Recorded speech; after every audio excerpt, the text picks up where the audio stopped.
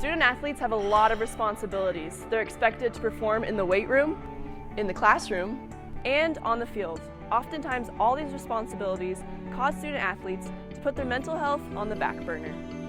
A recent survey conducted at the University of Idaho reported that 88% of student athletes reported feeling incredibly overwhelmed trying to balance all of their responsibilities. Cassie Johnson, assistant athletic trainer at the University of Idaho, says student athletes' mental health is just as important as their physical health. Ironically, mental health and your spiritual health, wellness, all of that can affect the physical, and vice versa. The physical can affect those as well. And especially athletes, because you're competing all the time. It makes a difference, and so you want to care for the whole person, not just the physical side. In the same survey, 80% of student athletes reported feeling like they need to hide their feelings because athletes are expected to be mentally tough. Johnson said when she was a college athlete, she struggled with depression and suicidal thoughts, but didn't feel comfortable talking about it because there was a stigma surrounding it.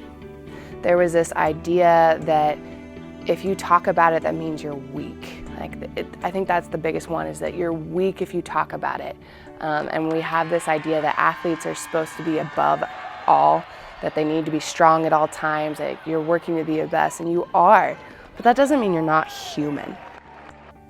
In the past 2 years, the University of Idaho Athletic Department has put a big focus on mental health awareness through requiring suicide prevention trainings for athletes and staff and creating a partnership with the Counseling and Testing Center. Lizzie Klinker, a senior student athlete, said over the past year or so she has seen the stigma around mental health diminish.